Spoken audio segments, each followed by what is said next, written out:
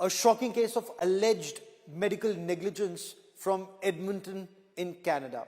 A 44-year-old person of Indian origin was admitted to hospital because of suspected cardiac issues. For 8 hours, he kept waiting for treatment and sadly passed away, allegedly due to lack of effective treatment. And this isn't an isolated incident. There's another incident that was reported from Toronto, and back-to-back incidents of alleged medical negligence or lack of medical care, especially when it comes to people of Indian origin, has led to questions being raised about the quality of healthcare in Canada. We get you more in this report. The triage, complaining of constant chest pain. Medical negligence. Constantly kept on rising with the last recorded blood pressure of 210. Dereliction of duty. Inside, he was only prescribed Tylenol. And a life lost. In time that he was outside. On December 22nd, Prashant Sri Kumar, a Canadian of Indian origin living in Edmonton, complained of severe chest pain while at work. He was rushed to the Grey Nuns Hospital within 20 minutes. There he was made to wait 8 hours before he was given any treatment. Prashant told his father that he could not bear the pain. He also conveyed the same to hospital staff, stressing that his pain level was 15 on a scale of 10. Monday, December 22nd. Yet all that he reportedly got was some Tylenol. He was told there was nothing of significance in the ECG report. The delay ultimately cost him his life. His wife shared the ordeal.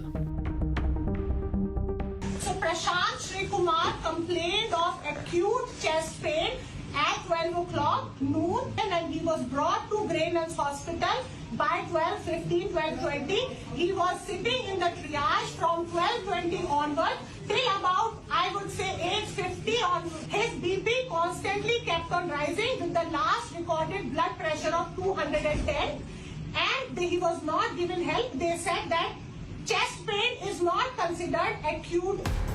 Prashant is survived by his wife and 3 children.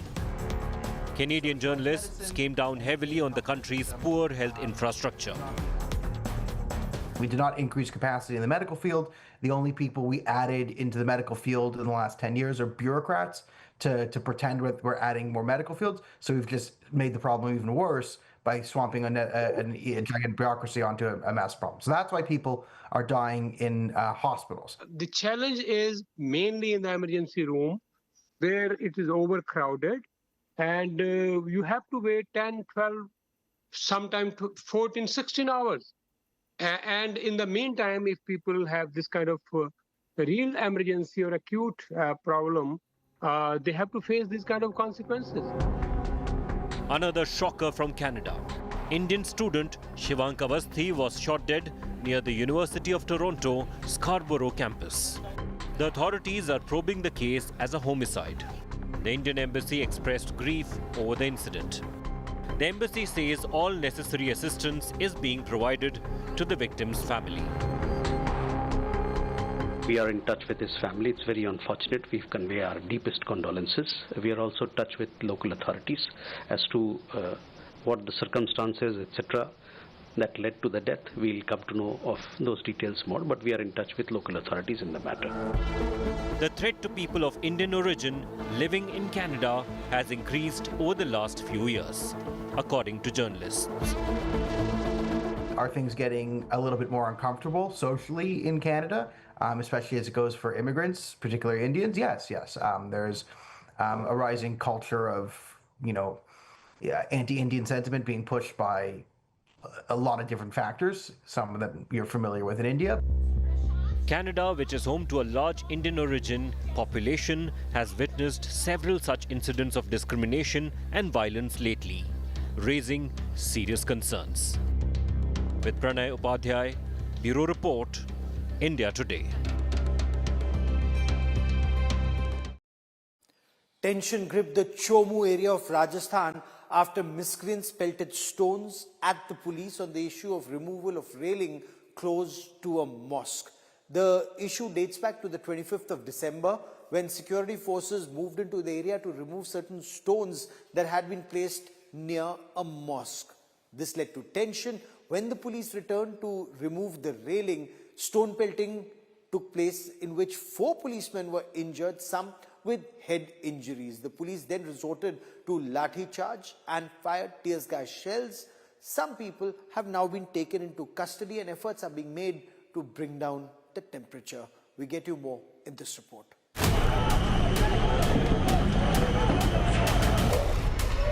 Chomu in Jaipur, a town on edge. A dispute over railings outside a mosque spiraled out of control. Stones rained on the police. Many police personnel suffered head injuries. It all began early today morning around 2 a.m. The police say large stones had been lying near the mosque for a long time, close to the bus stand. After prolonged discussions, an agreement was reached to remove them. But as the removal began, fresh objections erupted, triggering violence. मूल रूप से तो विवाद कोई girder को लगाने को लेकर के था, लेकिन वो अनुसंधान का विषय है, उसको वेरीफाई करेंगे। ऐसे पत्थर इकट्ठे किए हुए थे, पत्थर कई जगहों पे हमें छतों पे मिले हैं, तो उसको भी वीडियो रिकॉर्ड किया गया है और उनके खिलाफ भी कार्रवाई की जाएगी। The police were forced to fire tear gas shells and conduct a lathi charge to disperse the mob. The area turned into a battleground for hours. Large crowd has gathered on the road outside the Chomu police station. You can see all of these people who have gathered out here in Chomu, and they have been shouting slogans in favor and support of the police. You can see the heavy deployment of as well, and all of these people have been demanding justice and demanding that action be taken against the unauthorized encroachers and against unauthorized encroachments. They have been saying that in the Yogi style, bulldozers should be deployed to take action against them. Bulldozer ही एकमात्र उपाय है इन लोगों का और इनका कोई इलाज नहीं हो सकता. At the heart of the violence is road encroachment. A key road near the Kalandari Mosque, meant to be 100 feet wide, had shrunk to just 20 to 40 feet due to sheds, stones and water tanks.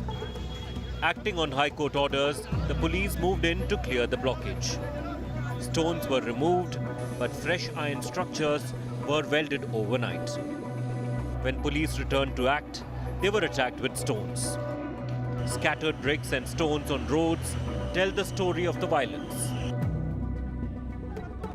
Several rioters have been detained. Police say the situation is under control, but strict vigil continues. Personnel from over 4 police stations and a company of the Rajasthan Armed Constabulary have been deployed. Internet services remain suspended for 24 hours. As authorities work to restore order, security remains tight. Investigations continue, and Chomu stays under close watch. With Devankur in Jaipur, Bureau Report, India Today. Well, that is all we have for you on this India Today special broadcast. Many thanks for watching. News and updates continue on India Today. Stay with us.